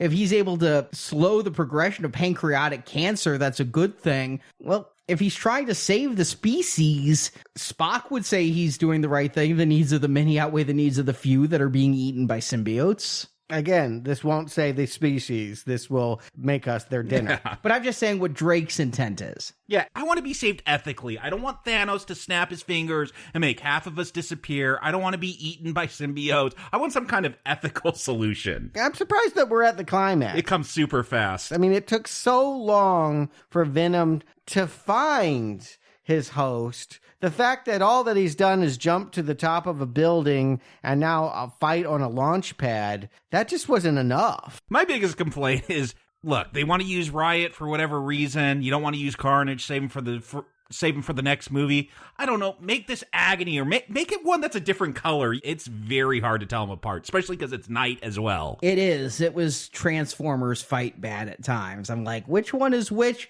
There's some cool visuals that happen in this fight. I love the moment where Riz Ahmed and Tom Hardy are punching each other, and you can see them inside the symbiotes who are also punching each other outside. It was very comic booky and very cool. But yeah, it's like the movie took so long to get started and then it sprinted to here. And it does feel like I wanted more. I wanted more time with Eddie and Venom to get to this point. And I wanted more time with Riz Ahmed and Riot. I mean, we just see him go in and kill his entire support staff so that he can take off on the ship alone. It's reminding me a lot of some of those movies we've covered. I guess, I mean, in some ways, it's reminding me of Iron Man. Obadiah Stane jumping into the Ironmonger suit and deciding to tear up the streets of Los Angeles was also a little abrupt. It just happened. But we're here, and it's symbiote versus symbiote, and the fight's okay. I like the fact that Venom's saying, we have no chance. He has weapons you've never even considered. And that, yeah, as team lead, Riot can shoot spikes and make a mace out of his hands and do all these things that Venom can't do. At one point, does Riot, consume Venom and Eddie, and it's 4 beings all together? Because we see Riot scaling the space shuttle to pilot it, and then Michelle Williams will create some sound and it'll all come apart, and I'm like, oh, Eddie's in there too. Again, it was very hard to understand what was going on in this fight. Yeah, it's a flurry of goo, and I suspect that at the price tag they had, they could have done more, but they didn't. It honestly doesn't feel as impressive as the T-1000 effects that James Cameron was playing back in the rudimentary days of 1991. Well, that's because some of those were still practical as well as CGI, and this is all CGI. It's weird how many times the symbiotes separate from their hosts and then the hosts reach out or the symbiotes reach out. It is almost a tag team fight because 2 or 3 times Brock is separated from Venom and then they have to tag back in, and we think it takes sound or fire, but at one point, Riot just grabs Venom and just rips him off like a friggin' price tag of Eddie and leaves Eddie laying there. What I never saw was the moment in which Eddie said, I want Venom. I thought that would have been the story being told here, is that, I was infected against my will, and, I had a moment where I was free of it, and was my life better? He ultimately accepts Venom back because he'll die otherwise. No, there is the moment. That moment is there. When the moment I just talked about where Riot rips Venom off of Eddie, Riot no longer cares about Eddie. Eddie is not a threat. He has Venom with no host and is just sitting there watching Venom die. And Eddie chooses to save Venom by crawling up and reaching out and touching Venom and allowing him to be taken over. And the only edge Venom has is that he has a good host. Riot even says that. It's like, wow, you have a really good host, and so you're good in a fight. So we see Eddie go out and say, I will become one with Venom again to save Venom. Eddie must have feelings for Venom the way Venom has for him. Yeah. But it could have been underlined. Again, I feel like that's the moment you really want to see. That he's going to help him out in a fight still doesn't say to me, I want you in my life. My life is better when I am Venom. I didn't see that moment in this movie. I don't see how it is better, except Venom said, we are losers. And then together they're like a team. I don't quite realize how it's, yes, out of all of this, they do save the world. They're able to use Riot's own weapon to tear apart the space shuttle and blow it up. But then how is Venom helping Eddie other than telling Eddie, I need you to go kill stuff so I can eat it? He's keeping him alive from that atrophied heart that he hasn't fixed yet. That's why he's got to keep Venom around. Again, a better movie would have shown that as Act 2. Act 2 would have been about, I am better when I use you, and you're better when you use me. And that symbiosis, that's drama. No, that's not in here. If they filmed it, it was cut. Yeah, because I feel like if this was a horror superhero film, then you would have had that whole thing. What is it like to have this thing in you that maybe you don't want in you? We talked about that with like The Thing and the Fantastic Four, like being turned into this monster and you just can't be human again. Like, yeah, there's just no drama like that, or where Eddie decides that he's better off with Venom in him. That's all gone, and they throw in a couple lines of exposition and move on. Yeah, and sometimes we don't even get the exposition. But we do get this ending after Riot's gone. We're supposed to think that Venom turned into a parachute to save Eddie, and we get this goodbye, Eddie voiceover, and we think Venom's dead. I guess I never thought it, but it goes away pretty quick because all of a sudden we're now just outside the old apartment. Ann and Eddie are processing what happened. She's saying, hey, I'm just going to go become a public defender, which is movie for a good lawyer. You know, like now she'll be a do-gooder and we're to like her. And, you know, he's going to go back to his investigative journalism. The network's taking him back, and he's got a big interview that he's not going to say what it is. I assumed he was talking about Venom. I did too. I thought for sure that's what he was discussing. But yeah, we hear in the back, look who's talking style. She has no idea we're going to get her back. And suddenly this has become like an 80s comedy. Like Venom is just the pal that will sneakily figure out by the sequel how to get these two lovebirds back on the same page and kick Dan to the curb.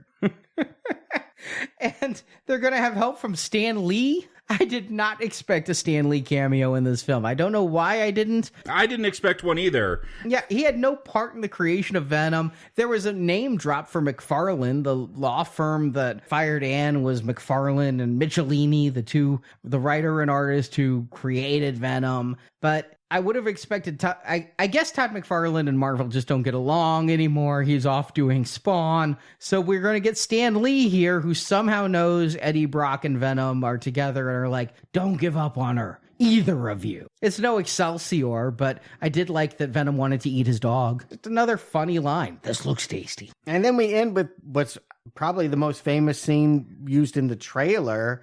He goes back to Mrs. Chen's convenience store, and if Venom is going to be allowed to eat bad people, why not get the thug that has been leaning on her to give up her cash register and her whiskey? There's this whole debate between Venom and Eddie, like, how far is Eddie gonna let Venom go? And can I eat heads? Only if they're bad guys. You'll know if they're bad guys. And then they toy with this gang member that's been getting protection money from the store owner, and they're like, you know, we're gonna eat your face off your head and your arms and your legs, and you're gonna be this rolling turd in the wind. And then they're like, but maybe we'll let you go, and you've learned your lesson. I'm like, oh, come on, you gotta eat the head. You can't be a totally good guy. You gotta be an anti-hero. You gotta kill him. And they do. Kind of. I'm like, where's the body on the ground? Did he eat the whole body? I guess so, because there's nothing laying on the ground. Has anyone ever seen a turd blowing in the wind? That would be some gale force, like super hurricane kind of winds. I don't know what your turds look like, but mine don't have liftoff that's like easy. Nor when I see amputees do I think you look like a turd. But I've never seen an armless, legless, faceless thing blowing in the wind. Yeah, it's a bad laugh line, but I guess it'll have to do because that's how they want to go out on here. Don't call him a parasite and turd in the wind. I can like the parasite stuff. The turd in the wind, I didn't like it in the trailer. I don't like it in the movie. I actually thought it was on the cutting room floor. As this movie's ending, I'm like, that whole turd in the wind thing, the whole I'm going to eat your arms and your legs and your face, it's not in here. The whole, we can do whatever we want. All this shit wasn't in, oh wait, it's all in the last 60 seconds. Yeah. All right, but then the credits start rolling. I knew there were 2 credit scenes. I've got to ask, is Eminem, is he on Sony? Like, how did they get him to do an exclusive song? And they got Run the Jewels to do an exclusive song. I know they're not on Sony. Do you guys remember when Eminem used to have integrity? I mean, I'm not... No, I think he always liked money. But I used to like Eminem a lot. I'd listen to his albums and things. I was a little outside his demo being older, but his songs were about him. And I mean, I remember when Triumph, the Insult Comic Dog, and Borat like ambushed him at the MTV Movie Awards, and he was really pissed off and like was about to punch Robert Smigel and things. And he was non-commercial. He was going to do things his way. And if you liked it, that's great because he wanted your money.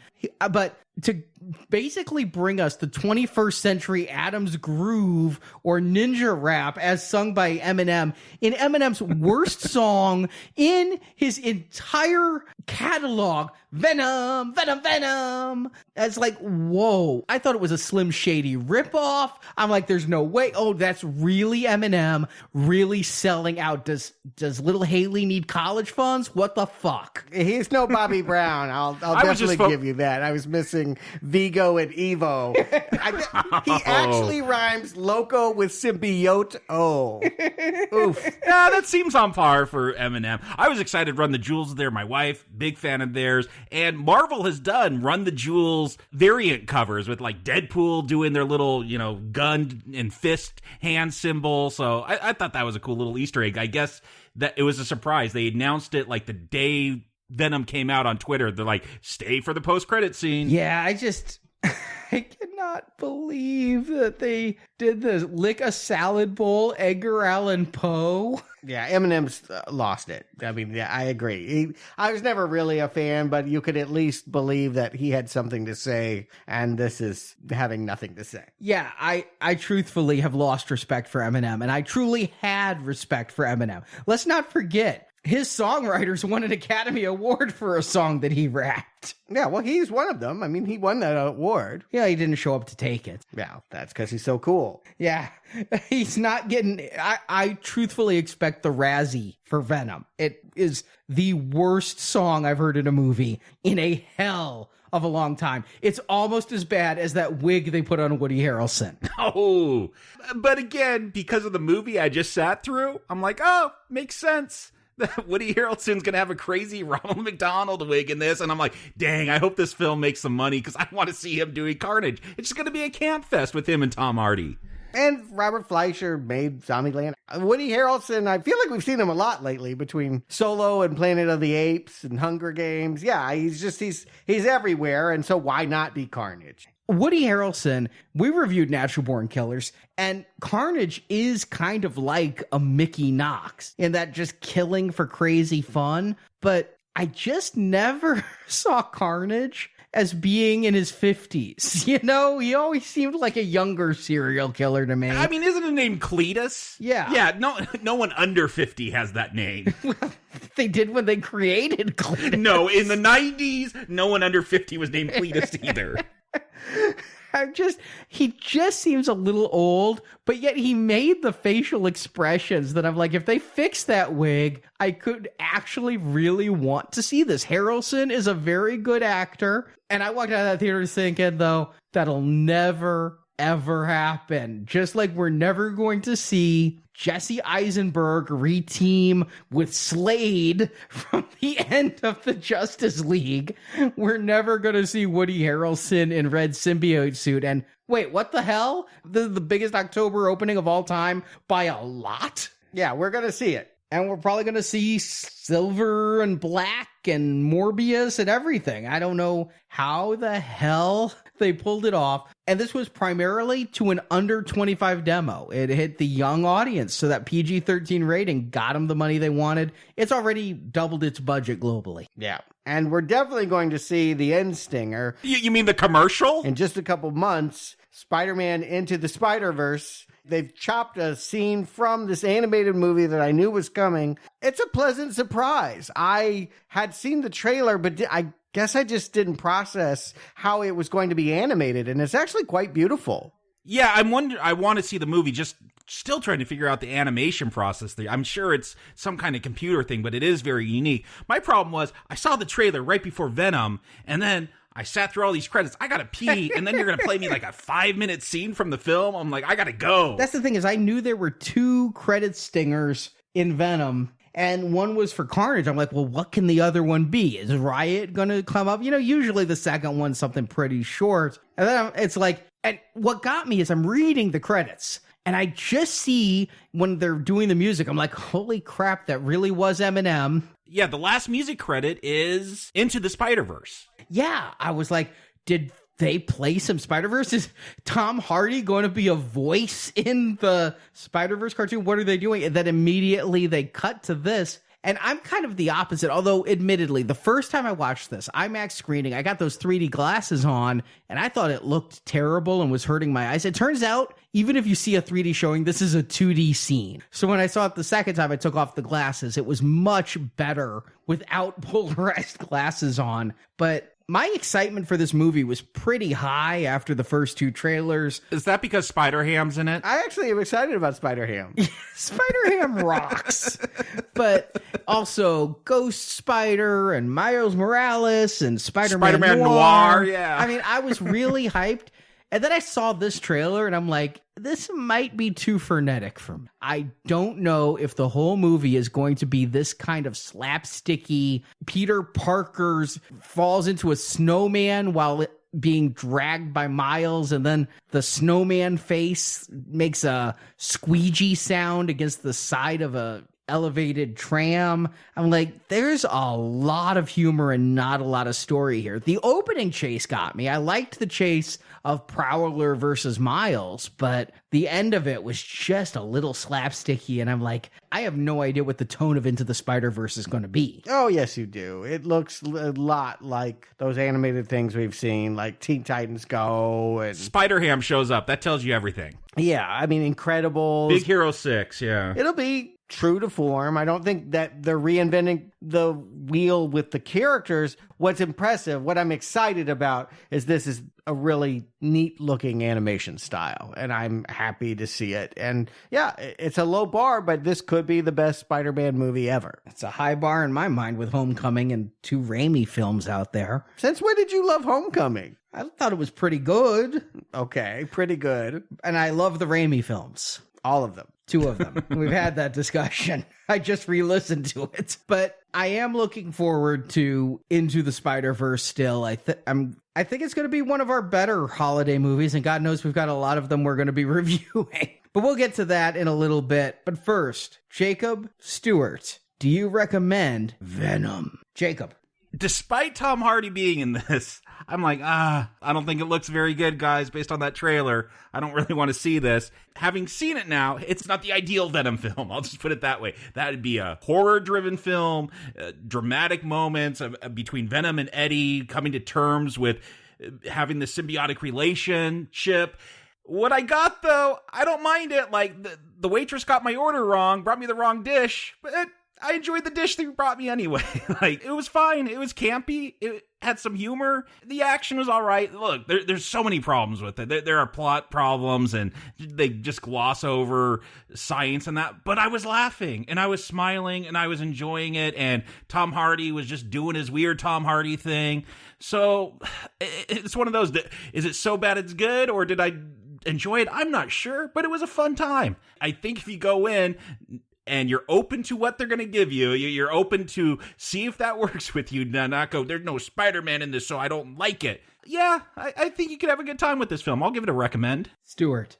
I agree that it does make it feel weird. The inception is like making Venom without Spider-Man is the record company throwing their weight behind a Pips album with no Gladys Knight, the finest surgeons in the world performing an appendectomy and then trying to save the life of the appendix. It's like, sometimes some things are not meant to stand on their own. Is Venom one of those things? Well, I'll say Sony does manage to separate the conjoined twins, that they do very much create their own universe with Venom here. I think the reason why I can't get behind this movie in either version is that I needed to like Brock and Venom together. They needed to have a rapport that was fun to watch. If everything else about the movie failed, you needed to get that right. And I just don't feel like a man and his parasite quite comes off the way that they wanted it to. In either version, scary or funny. In the end, you guys mentioned Incredible Hulk before. That's what this looked like to me. Ed Norton's Incredible Hulk, which was another very mediocre Jekyll and Hyde story that failed to humanize its characters or give us much of a brawl between monster versus monster that had any stakes. I'll end on a note of optimism. Just as Hulk proved to be an asset for the Marvel Cinematic Unit in later installments, I imagine Venom 2 could be one of those sequels that soars now that it's unshackled from the painful origin story. It will be better because they have Tom Hardy, who's a whole lot of fun to watch, and if they get a good villain, and if most importantly, Sony trusts the artists that they hired to go with their instincts and not second guess them in the editing room, we could have a sequel that's recommendable. But for this one, I'm going to say weak not recommend. I think the ground is laid for a good movie, but this ain't it. I agree with Stuart. This is not a good movie by any stretch of the imagination. It is really choppy and uneven. Leaps of logic are kind of needed, although the plot is so threadbare that I don't really feel more explanation is needed either. There's a lot of things going on, and yeah, it is easy to miss what happens to that fourth symbiote. Why are there even four? And characters just disappear and are offed way too easily, like Dr. Skirth. And this is the kind of thing that usually completely ruins a film for me. But maybe it was the alcohol, but damn, once Venom happened, once Symbiote met Eddie, I had a good time. And I was just like, this movie is so problematic, but I couldn't deny it was fun. So I had to go back and see it again without liquor to see if it actually held true. Did I really have a good time, or did I have some Appletini goggles on? And second time watching it, I still had fun. I'm torn on if it's a Brown Arrow level of fun or... Yeah, I don't know if it even matters because I had fun. Yeah, I wouldn't debate it. You guys are recommending it, and that's cool. I mean, I'm glad you guys had a good time. It's a weaker recommend. It really is. Because I wish this movie made sense. I wish this movie didn't feel cobbled together. I mean, I'm reminded of nothing so much as Rogue One in the way that huge amounts of character development just seem to happen and are gone on the cutting room floor. It's a problematic movie, but one of the guys I went with in New York said to me, there's never a time this is going to come on TV that I'm not going to leave it on in the background. And I thought about it, and I agree with him. This is a fun movie to have on. My wife wanted to go into the next showing. She liked it that much. She had such a good time. I saw it twice in 3 days. And yeah, I'm not ruling out going back with Marjorie if I can ever convince her that I'm not still drunk and that the movie's worth fun. She needs to like Tom Hardy. Yeah.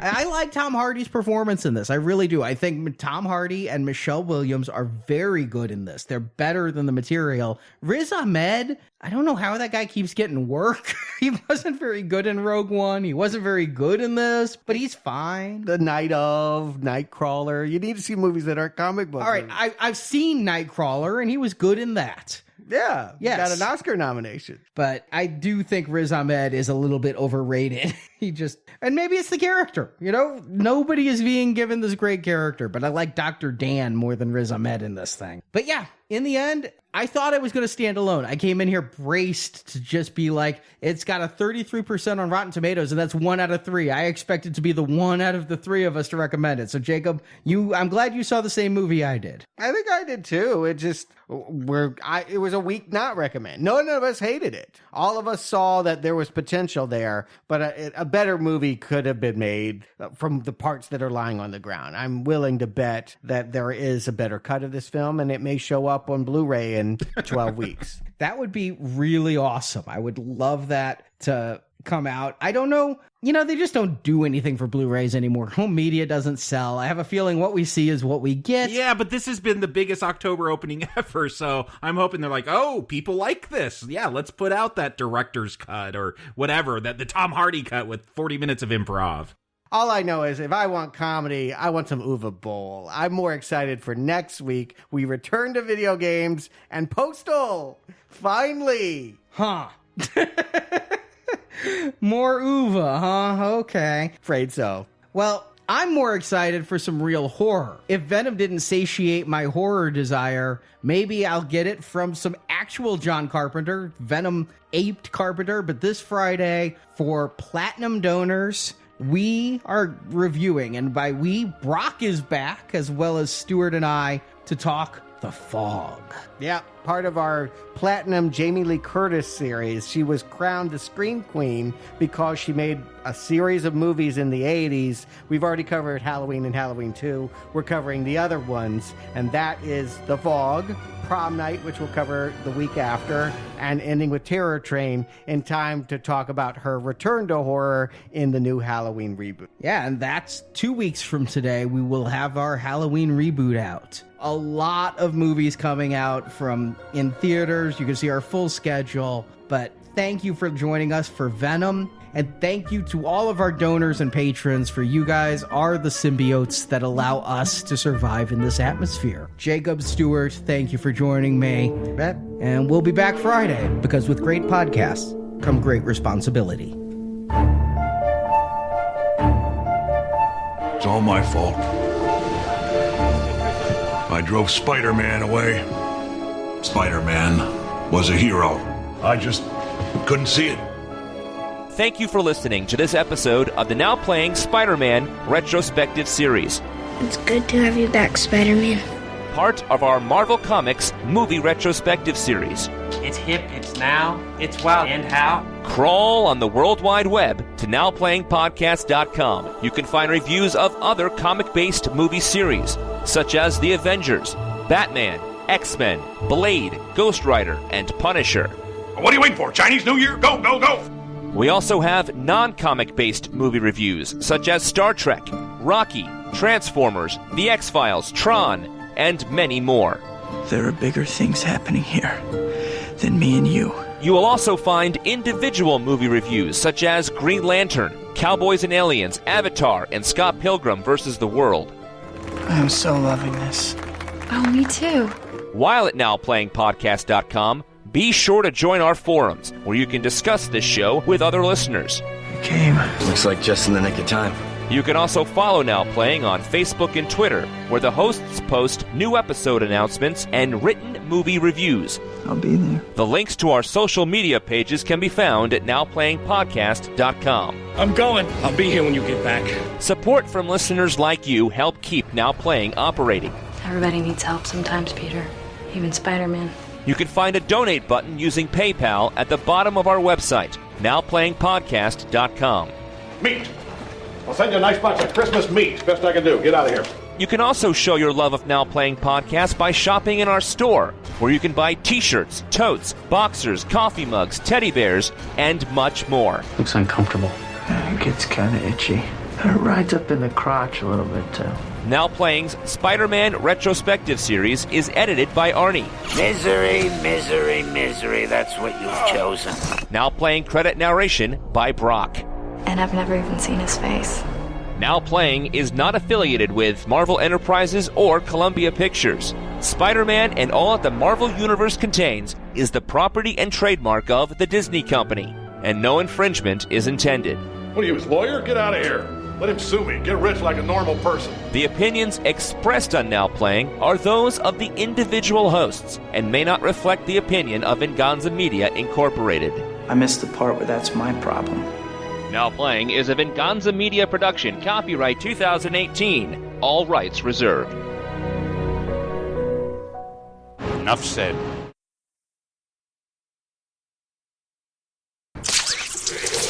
Thing for the homeless. I don't know why he's not volunteering at a shelter. The fuck? A dog shelter? Guess I have symbiote dogs. I don't even know what they're barking. There's nobody here except Marjorie asleep. It's a disappointment that they could not keep the what's his name? Mephistopheles? Is that right? Yeah. That they couldn't keep the Mephis. Not say it. Yeah. I don't know what your turds look like, but mine don't have liftoff that's like easy.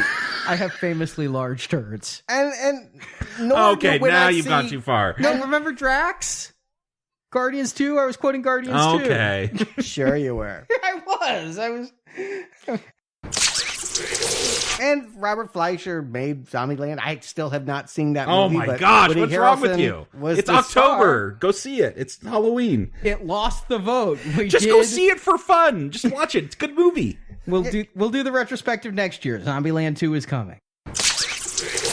But maybe it was the alcohol or the sugar, because we drank at like a sugar bar in New York. You can find anything in New York. A sugar bar? They got lots of different types of sugar. Seriously, it had down. like every confection. No, They got the brown sugar. They got the white sugar. I snorted, man.